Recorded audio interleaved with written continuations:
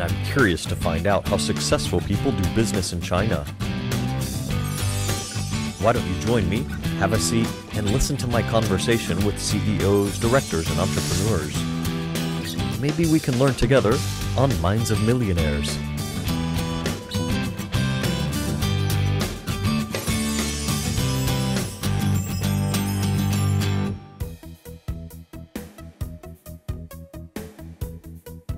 This is David Chua, the president of Genting Hong Kong Limited.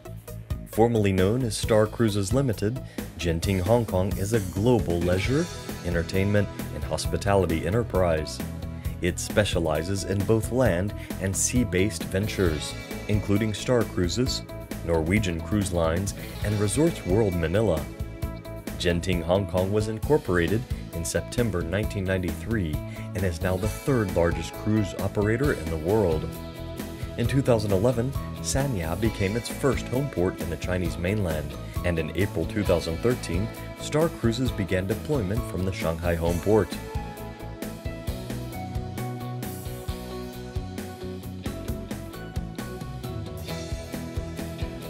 David, welcome to the show. Thank you, Stephen. Yeah, and I should say welcome to your Gemini ship. Yes. Port here in Shanghai now. It's going to be docked here for a few months. Tell us about that ship. It's named Gemini after a constellation. Where will this ship go over the next few months? I think it's based in Shanghai home ported, and it will be calling on Busan and Jeju Island. Okay, for so next some 6 months. Korean destinations. Yes. And who are you attracting to come to the Gemini? What type of customers? I think it's important to look at Shanghai as a destination, and what Rather we're trying to than do right now Originate, okay. in Shanghai, and more important, we're also working with our regional sales offices that make it into a cruise holiday. Shanghai becomes a destination, and then from Shanghai, board the ship, go to Korea, and then head back to Shanghai. So obviously the domestic market is important, China. From Shanghai, we believe there's a market there. On top of that, our Southeast Asian base that traditionally we are very strong. And hopefully, over a bit of time, maybe we can build the Indian market too, because today we dominate that market in terms of Indians traveling on cruise ships from Singapore to Phuket. Tell me about the Shanghai port. I read that last year in 2012, there were 65 ships. This year, they're going to be more than 150. I mean, that's over doubling the ships coming into Shanghai. How many of these are your ships, and how many of these? I'm not sure about the numbers, but I know that we have 42 cruises sailing from Shanghai. Every global cruise line that is going around the world today, China is a must-see. And if China is a must-see, Shanghai must be a must-see too. Right? That's why they're calling on. So whether it's doubling, tripling, I'm sure that in the past, when they're going around the world cruises, Shanghai may be a stop that they may make the call once in a while. But now, being what China is today, to the west, and its rightful position, or is as a market, as a destination, and people start thinking of China as far as just as many years ago. If you ask a mainlander what is the first place they will visit, it's always Hong Kong, Macau, right? Then the next place they will visit is Singapore, Malaysia, Thailand. Right. Right. So if you ask a Westerner today, whether an American or European, you want to go to China, where would you like to go? There must be only two places that come to their mind, two cities, Shanghai and Beijing. And then from there, probably over time, it may be Jiuzhaigou, it may be Xi'an. Correct. Right. Mm-hmm. But that is First two expected. destination cities. So if you ask me, from a foreigner perspective, when they look at China, right, they will not be saying, I want to go to Jiuzhaigou. Right. The first thing, the first city that comes to their mind is either Shanghai or Beijing, or Shanghai or Beijing. Or both, yeah. Mm-hmm. That has to be it. Yes. That is the sensible answer. That's a sensible way of looking at it. Superstar Gemini weighs 50,764 tons, measures 230 meters long, 29 meters wide, and boasts an average cruising speed of 18 nautical miles per hour. The ship has 13 stories and offers 766 cabins with 1,532 lower berths, including adding an open-deck barbecue, show lounge, swimming pool, and restaurants offering menus with Chinese, Asian, and international cuisines. Daniel, tell me about the restaurants on the ship. Okay, basically we have about 4 inclusive restaurants on board. This is one of it. This is the Chinese restaurant. Okay. Mainly we serve a Cantonese cuisine. Okay. We also do some specialty dishes like a Hainan, Shanghainese, Hainan chicken, Shanghainese dishes, Okay. Sichuan. The chef mainly from Malaysia. Our executive sous chef who is in charge of the Chinese cuisine on board, he's from Malaysia. And of course we have the cooks and the woks, the cutters all over from China. Yes. And from all over the All world. over Asia. Yeah, all over Asia. Okay. We have a Nepalese cook, we have Indian cook, we have Filipino cook. Basically, they are specialized on their own cuisine. Okay, great. Tell me, in this buffet line, what's your favorites? My favorite, of course, the prawn, and the stewed chicken wing is quite good as well. The paos, you should try the stewed pork knuckle with the herbal sauce. That's one. favorite. Yeah, that's a that's favorite. a favorite. That's one of our specialties. This restaurant is also, the seating capacity of this restaurant is about 144. Now, that's not so many compared to, what, 1,000-some guests? That's why we have 4 restaurants. Okay. So basically, they have choices. We have the Western restaurant, we have the barbecue, we have the Mariners buffet. So basically, people are all around. You're not going to every day eat the same food at the same restaurant if you're cruising for the 6 days or 5 days. In addition to enjoying the food, guests aboard can also go to bars, have a cocktail with friends, or go to the gym. Even more, children can have dancing lessons on the ship. This is a place for many kinds of activities, and entertainment is at the center. I'm interested about the age range of your guests as well, because the target range in the West is 46 years old. So probably a manager level, not far from retirement. Retirement's still a few years off, but a couple I or don't a think so. family. I think that's a misconception. Okay. Generally speaking, today, I think there's a misconception to think that To cruise target line- an older... Yes, okay. it's not. If you go on our cruise ships that is in part of NCR, Norwegian Cruise Line, you get Blue Man, you got Cirque du Soleil, you got Ice Bar, where you wear coats walking into getting a little igloo or something, yes. right? And you got Second CT Television, SCTV, comedy shows. So I think there is a perception to think that a cruise ship is targeting. Yes, there are cruise ships that are targeted for a certain age group, and there's this romantic views that a lot of people have that say that I want to go around the world on a cruise ship. There's this romance and Right. on that. Cruise ships is no longer what the perception is. It has changed dramatically over the years. Like our cruise ships in US and Europe, our cabins are studio cabins where it's meant for single. There are some cruise ships that will target for that, but generally speaking, globally today, most of the global cruise liners are catering to all segments because it is a very viable holiday option. The first year of deployment that we have in Sanya, the ship that can carry 1,700 passengers, our lowest was 70 people. Wow. Yeah. And the ship still set sail. Yeah, we set sail. This year, our deployment, the lowest we have is at 350. So it's 5 times more than Right. The first year. previous, that first yeah. year. So we're seeing traction. Let's talk about Gemini again. A lot of our audience members are young 20s to 30s, first-time white-collar workers with disposable income. They may be looking at taking a cruise for the first time. How would you encourage them to prepare for a trip like that? Learn to relax. Okay. Learn to relax. I think if you look at the South China Morning Post survey today, while the Americans and the Germans and others would like to see a Chinese tourist, they say that we are the worst behaved. How's that? I guess it's about mannerisms when they are going as a tourist. I think cruise ship, when you go on a cruise holiday, learn to relax, okay? Learn to appreciate your time. You don't have to do everything on one trip. So when you get on a cruise holiday, if you look at it from the West, it doesn't matter what age group you're in. That's the beauty of cruise holidays. For example, our partner in Philippines, there's about 100 of them going on a cruise ship, family members. They range from 85 years old to age of 3. Yeah.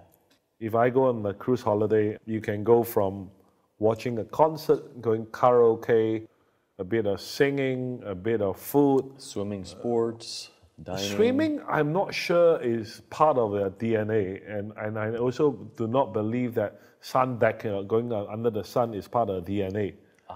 For the Asian market. For the Asian market. Okay. So that's the first thing that comes to mind in the West is, yes. I want to go on a cruise ship for the sun, for the swimming. But I think this is quite different from the Asian, very different, right. Asian market. I mean, if you look at Sanya, even during peak hours, empty beach. Yes, Right. I think it's different. So I guess it's a bit of everything. Is that if you want to feel like getting two friends together, or play 斗地主, 钢灯眼, whatever, or play mahjong, enjoy, have a bit of food, read something, watch a movie, sleep for a few hours, then get on the destination. It's all about the process. It's all about the relaxing. And that sounds wonderful, and that's my expectations for a cruise, but I also noticed on your website that you're attracting business groups, saying that if you bring your whole office, we'll give you an office room, we'll give you computers to work. Tell me about this, the combining the work with play. I think a lot of the companies today, they, as part of incentive, reward their employees. For me, it's like, for example, we have 35 of our colleagues flying in from Philippines on this particular cruise as part of incentive for them. Wow. So will they continue working, or is this kind of the pat on the back? No, these are people that come with our key manager, or not, 35 employees of ours. As part of this, is like a reward. It's part of training, and so a little bit of work, and then more important is that you got 3-4 days together. You can do a lot more things. You can have your space. You can have a bit of everything. It's free time, but also some group time. And more important is that at least I always tell people that at least when you get on a cruise ship, if you want to get drunk, you don't have to worry about driving. You don't have to drive, right? If you're talking about younger generations, and they do party. I mean, it's part of life is about partying and things like that, if they want to enjoy themselves. 我是来自马来西亚， Malaysia, okay. 我在立新邮轮做了17年了。哇哦，辛苦你了。还行还行，辛苦。有时候挺累的。我是行政总厨助理，所以我每个餐厅都要去看。做船以前你们准备什么菜？哦，最开窗时是最忙的时候，所有那些准备功夫就要在那个时候一定要准备好。带你参观我们的厨房了。 这个全部都是点点滴滴都要准备，比如包括餐具，要上炖那个三瑞汤，这个是不容易采购到的材料，因为这个三瑞芹呢是印度尼西亚野生的那个三瑞芹，所以我们特别在香港找到原材料，原材料是干的，花了1个礼拜时间把它发好，然后要泡水2天，拿热水来焖着它，焗着它5天，才能有这么 弹性，真的。那个党参、当归那些呢，这个是我的药膳，这是滋润、养颜。五元胶囊，这个胶蛋白质挺高的。So the characteristics of this boat compared to your other ships, what are some of the specialties? I think the only thing that is unique about this ship that we have, as compared to other cruise ships that's operating or plying in Asia right now, is that our strategic agreement or alliance with China Duty Free, okay, which we then put up about 6,000 or 600 square meters of shopping on board the ship. So that's brand new. That's brand new to your ships. I think as a concept, it's probably brand new to any cruise ship in the world. I think if you go on our cruise ships around the world, all of us have some form of shopping, one form or another. But to have shopping of this nature, where I think is unique. And the space that we have, and obviously picking the right business partner is very important. And in this case, we were lucky enough to have China Duty Free to work with us. Great. So and you attracted some of the luxury brands as well as the multinational brands? Yes. You would have the full range of cosmetic and perfumes and colognes from the range like SK2, Lancome, to I think, let's say, handbags like Belly and Ferragamo, Coach, the whole full range. Okay, now tell me about the prices. I know you don't know every individual price of each item, but sometimes in my experience I found that at the airport, duty-free isn't always the best deal. You know, sometimes you can find competitive pricing in other places. How can you guarantee that these prices will be competitive? I don't think we can guarantee it, but we know as a matter of fact that it's attractive. It's cheaper than what's on the airport. Many of my colleagues actually, they are within traveling in and out China or Asia. Every one of them has a price list, and they're actually going to check on prices. Good. So they can do items. the comparison. Excellent. Yeah. And did you offer this previously in your ships that were based in Sanya? Previously, shopping, as I said, Stephen, has always been part of a cruise experience, but last 2.5 years, starting with Hong Kong, by initially bringing someone like Milan Station, that is the branded goods, used handbags, and obviously now they sell branded like Chanel, LV, and Hermes on board our ship in Hong Kong. This was about 2 years ago, and we saw that there were a lot. Tested the market in a way. Tested the market. Okay. We saw the traction. And when I sat down with the owner of Milan Station and one day and Byron, and we look at the sales that we managed to do on board the ship, we say, my God, this is something serious. That's when we engaged China Duty Free and talked to them about how to make it work. So right now with that, we are rolling out in all our ships right now. For example, our ship that's based in Penang called Libra, we have the same concept right now in China Duty Free. That ship goes up to Phuket, and we will be refurbishing part of our Virgo, our flagship, in Singapore, that will then offer the same thing too. So I think from a business point of view, it's going to be fascinating to see the sales from each ship and each port, who it attracts and what actually is sold on those ships. With the increasing number of international cruise liners berthed at Sanya's port every year, Star Cruises was the first international cruise line operator to make its home port in Sanya. The city's tourist season is from October to April, and this time is also optimum for holidays at sea. And I'm also interested in your ships that originated in Sanya before. Yes. Because obviously Sanya is a destination as well. So I guess you saw a lot of people coming to Sanya for 2 days, 3 days, then boarding your ship, taking a cruise, coming back to Sanya and then returning home. Was that the path they took? Sanya has been very challenging for us for the last 2 years. But as a destination city, was that a model? I think as a destination city, Sanya during winter time is become too expensive for flights and for hotel. So we've been working on it, and obviously the border pass and passport for the domestic tourists, thinking that they need to go to Vietnam or Da Nang and Halong Bay. Okay. It's again educating the market.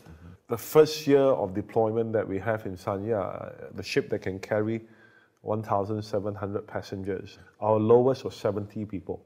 Wow. Yeah. And the ship still set sail? Yes, we set sail. This year, our deployment, the lowest we have is at 350. So it's 5 times more than the first previous, year. That first year. So we're seeing traction, but again, to do the business, you have to be patient, you have to have a deep pocket and believing in something. So this year, our performance is probably 3-4 times better than the first year that we did in Sanya, but we're still losing money. Well, but if you look at the numbers over time, as you said, and you have the patience, I believe you can get that reward long term. I was looking at the numbers, in 1970, there were only 500,000 people that took a cruise. But now in 2013, an estimated 17.6 million people around the world will take cruise ships. So how to capture that market, I guess, is your challenge here in China. Establishing a base in Shanghai is key. I think the Shanghai market itself is an attraction because We've been in Shanghai for many years. Last year, we did about 30 million US of sales of our Norwegian cruise line that is part of our 43% owned by us with private equity Apollo. Of the 30 million US of sales that we did from Asia last year, I would say that at least 1/3 is from China. Of the 1/3 from China, probably 70-80% is from Shanghai. Wow. So I think people must realize that Shanghai is the most cosmopolitan city in Asia. Chinese mainland, yeah. In China. And because of that, cruise and holiday is part of their DNA. But again, you got to be very patient to develop it. Right. What research did you do to find that market here in Shanghai? It's not that we've been here before, but obviously this time around is the first time they are home ported here. I think Star Cruises was probably the first one that came to Shanghai in the mid-90s when we first started our cruise line. The Leo that was based in Hong Kong, we used to do regular call on the Shanghai from Hong Kong. The research is China. I mean, you don't need to be the a market rocket is in scientist. China, there's no doubt. You don't need to be a rocket scientist to figure out all this. And the interesting thing that I just read this morning in South China Morning Post is that Chinese consumption abroad has overtaken Germany and United States as of last year. Wow. Right? Much earlier than anticipated. Yeah. And it's just that, do you want to be patient about it? Do you have the patience to do it, or do you want to do it quickly? And I think businesses like this, you would have some quick winners, and you will have some that will take a bit of time to develop it. Norwegian Cruise Line today is much bigger than Star Cruises. We have probably today the youngest fleet in the world. Our crew. This is David Chua, the president of Genting Hong Kong Limited. Formerly known as Star Cruises Limited, Genting Hong Kong is a global leisure, entertainment, and hospitality enterprise. It specializes in both land and sea-based ventures, including Star Cruises, Norwegian Cruise Lines, and Resorts World Manila. Genting Hong Kong was incorporated in September 1993 and is now the third largest cruise operator in the world.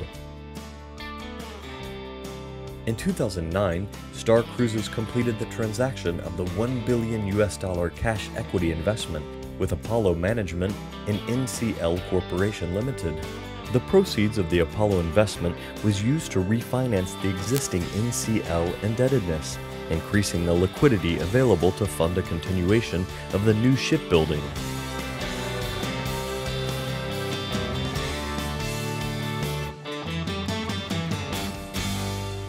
What about the Apollo fund that you brought? How did that help in the finance? Apollo is a very successful global private equity firm. There's always looking out for investment opportunities, and I think they approached my chairman many years ago, and we decided that it was the right thing to do, to put it together. And how has that helped? That business today, that bringing together these two, Apollo, TPG, and ourselves, we have created a $6 billion market company listed in Nasdaq called Norwegian Cruise Line. Well, because of that $6 billion market cap and because of the management in putting in the right processes that allow us to continue to build new ships. Okay. Because each ship costs about at least $800 million. Okay. Correct. I understand that the cruise industry, the demand is still greater than the supply. Correct. I think CNN reported something sometime in December last year. Very interesting statistics. He said that the first 1 billion travelers, you don't know the gender, you don't know which destination they're going, you don't know which country they're from, landed somewhere in the world. Sometime in December last year, the first 1 billion traveler or tourist. Second thing I say is tourism is 9% of global GDP. I think that's about global GDP is about 70 trillion. Wow. So they're talking about 6.3 trillion US. Yeah. 1 in 12 people is actually in the tourism industry globally. That works in the tourism industry. So if you look at it, you look at the numbers. You look at numbers. The money is there. That was the number that I remember because I was on a treadmill I find it's a fascinating number. The first 1 billion. 1 billion travelers, right? That's what tourists, FIT, business, yes, whatever, yes. and 9% of global GDP. I think global GDP is 70 trillion, if I'm not mistaken. Wow. So it's 6.3 trillion. Yes. 1 in 12 folk in the industry. So should cruise be part of it? Of course it should be. It is a part of it. It's part of it. It is a part of it. It's part of it. But would cruise industry be major part of it? You don't need to be a major part of it. 2% is enough. Yeah, you don't Give need me to be 5%. Yeah.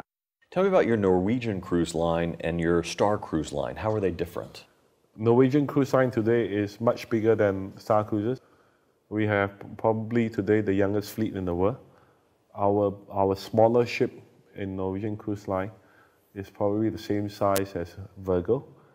Our biggest ship on Norwegian cruise line is double the size of Virgo. Okay. Right, where so passenger capacity much greater. In crew and customers, we can take up to about 7,000 people.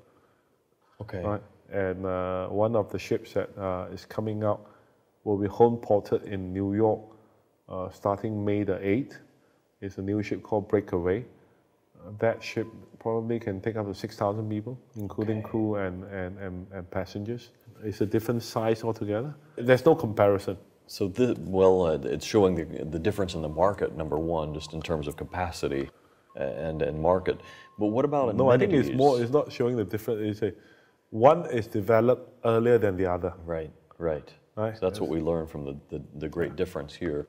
But what about in terms of amenities, of food, or entertainment? Still the same quality, Still the same choices, probably tweak it a bit. Okay. In terms of the entertainment, like for example, we have Blue Man on our ship. I think our Breakaway, we're going to have the Rockettes from New York. New York, yes. Broadway. Mm-hmm. So it's very different. We tweak and turn, we tweak it a bit different. Is this the future of the Asian market, though, for cruises? Do you think, one day we will see the 6,000 passenger cruise ship? I think so, but I think we're still a long way to go. I truly believe that for it to evolve and to be successful, it has to be an Asian-driven franchise. Okay. That truly understand what Asian wants. For the industry to grow, I want my competitors to do well. That's a very Asian concept. A lot of the guests on the show say that a competitive scene improves the market. If you need to grow the business, the more competition comes in, then you grow the pie. Obviously, not necessary. That's my view. I'm not sure whether my competitors think that same way, but no big deal. One thing I do know that when it comes to our advantage is that there's only 2% in the company that makes the call in Asia. We are Asian company. So as far as if I want to make a deployment decision in Asia, wherever we're going to put the ship, I think about it, I just talk to my chairman, that's it. Decision is done. As compared to other global cruise liners, they have an Asian franchise. I always say that it's not so easy for them to convince their bosses sitting in Miami. So you're much more flexible and quick to reach the market when you've made that decision. Correct. That's a great advantage. 那在我们这个房间呢，就是我们船上最比较好的房间呢，是 AA 套房。像我们这种房间呢，在我们11楼总共有12间。那么在房间里的设施呢，就会每天呢都会有一盘新鲜的水果在这边。这个房间可以住4个人，有一个双人套房就在这边。那么还有一个双人沙发，这个沙发呢是可以打开的。是一个家庭。对。根据客人的需要，我们会有提供那个 DVD 的设施。房间WiFi 有吗？对，是有 WiFi 的。对，是有 WiFi 的。那么只有在这个套房里边是有 WiFi 的。每个房间呢都还会有配备这个救生衣，就是以安全为主，紧急需要会有救生衣。那我们这个房间呢还配有独立的私人阳台。那么在闲暇时间呢，您可以在这边享受外边的风景，可以观看一下海景，是很不错的。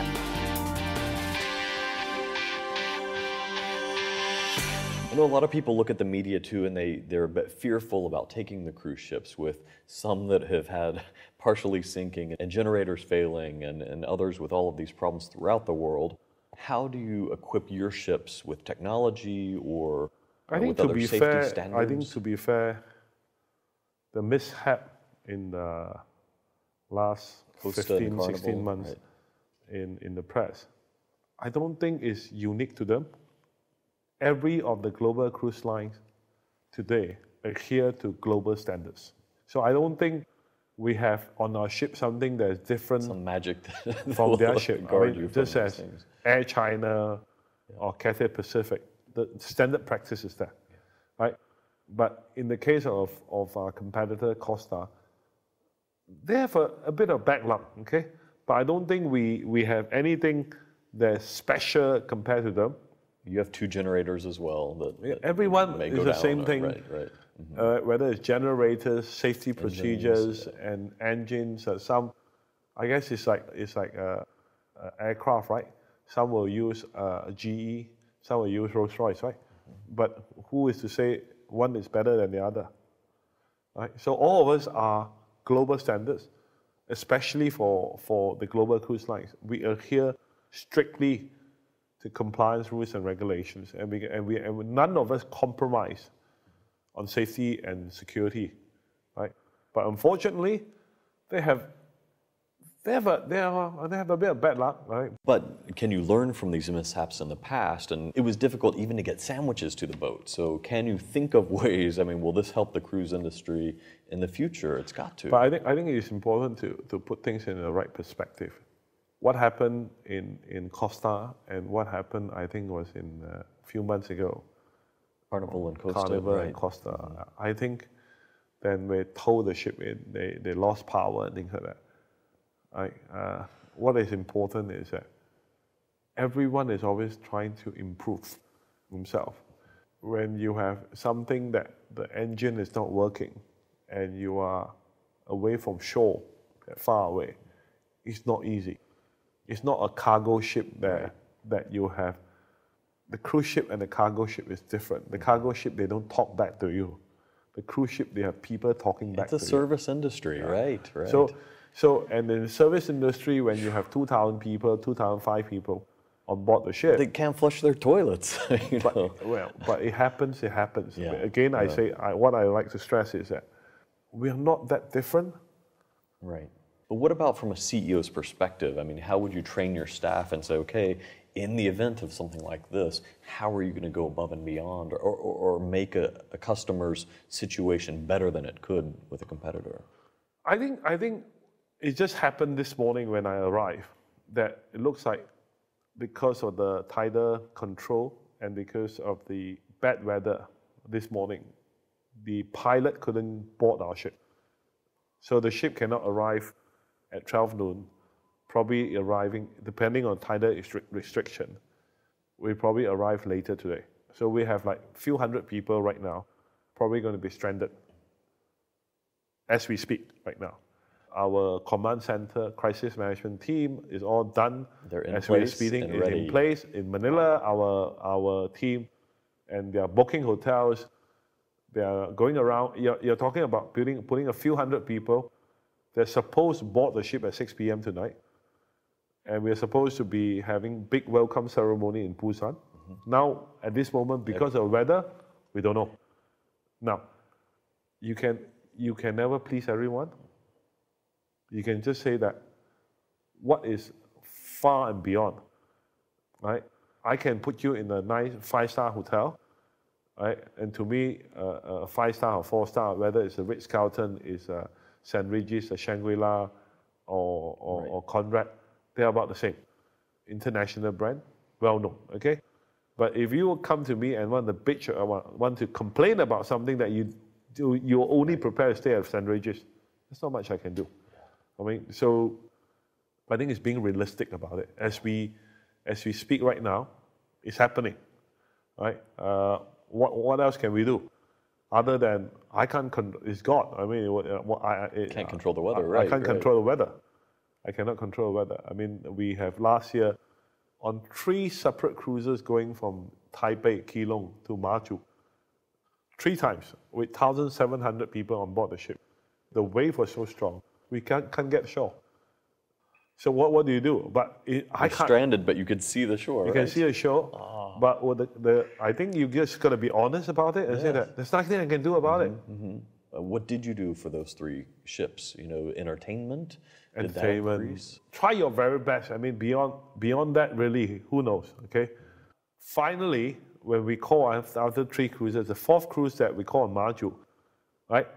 There were 3 cruises or 2 cruises that we couldn't get onto Maju. Okay. By the time we did the third or 4th cruises, we still were packed with 1,700 people. Finally, we went on it. Everyone was happy. I think you just need to tell people the truth. The truth is that I can't control the weather. Right. You can train your staff. You can tell them you must do this, you must do that. But there will always be an unhappy customer, and there will always be an unhappy crew or colleague. But beyond that, you just try your best to put it in the right way. That's all you can do. Right.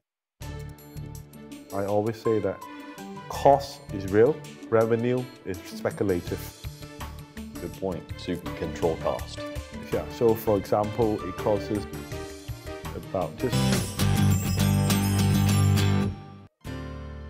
Resorts World Manila is Genting Hong Kong's first foray in a land-based attraction. This new concept resort opened its doors to the public in August 2009 and is one of the premier leisure brands under the Genting Group, including a 6-star, all-suite Maxim's Hotel, an iconic shopping mall, 4 high-end cinemas, and a multi-purpose performing arts theater. I also want to talk about your Resorts World Manila. This is a fascinating concept to me because you're in the cruise industry, you have these amazing entertainment boats on the seas, but you've brought that to land and you offer that on land now. How has that worked? I think for a start, if you go on global cruise line today, about 60% of seafarers are Filipinos. So when we were given the opportunity about 4 or 5 years ago, we then decided that if we are successful on the cruise ship, why can't we build a cruise ship on land? Right.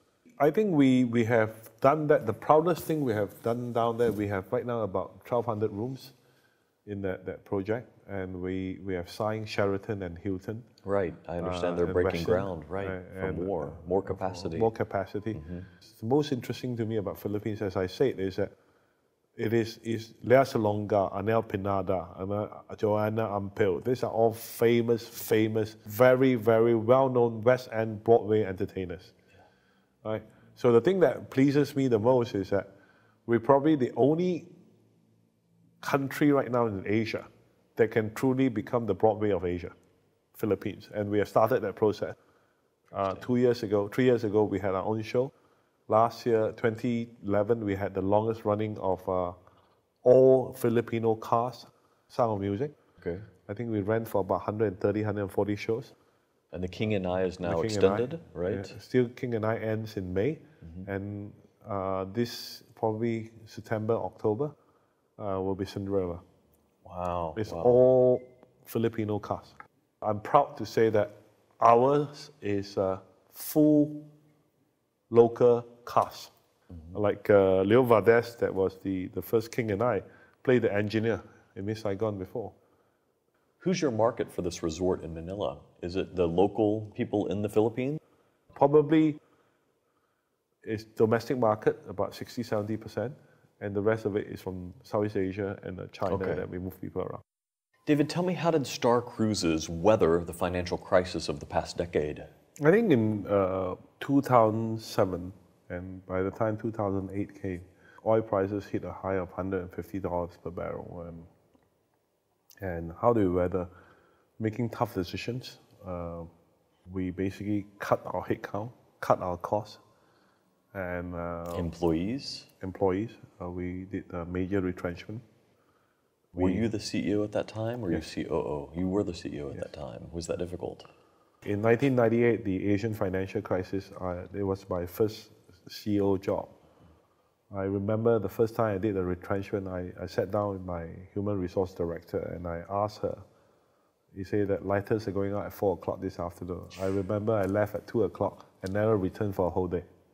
It was very emotional for me. You can't eat dinner that night. I mean, you're sick to your stomach. It's the first time. Yeah.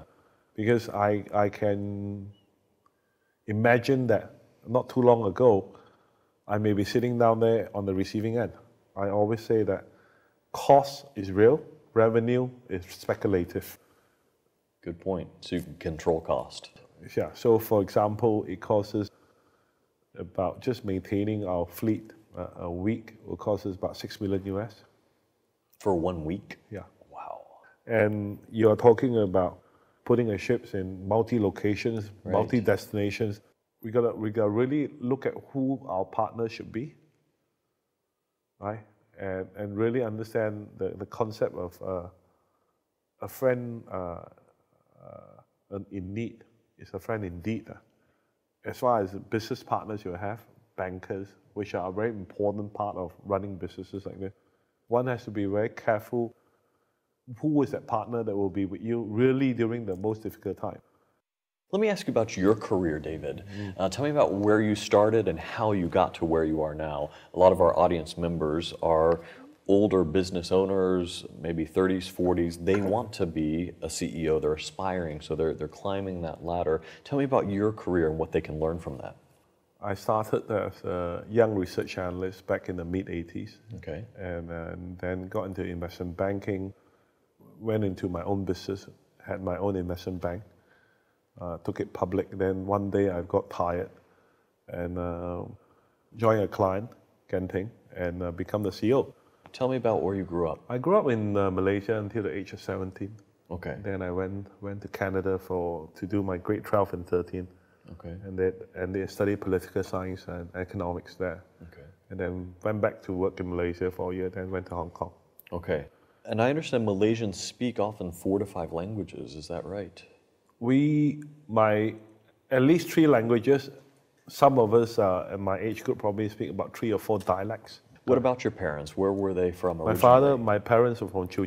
My dad left just before World War II to Malaysia. Okay. And I think my mum, I'm not sure whether she was, I think my mum was born in Malaysia. My dad was born in China. And at the age of 13 or 14 went to Malaysia. Okay. And your wife's family? My wife is a Malaysian. Okay. We met in high school in Canada. And my wife and my 3 kids live in Beijing. As I said, I commute between Beijing and But Hong Kong. truly a multicultural family.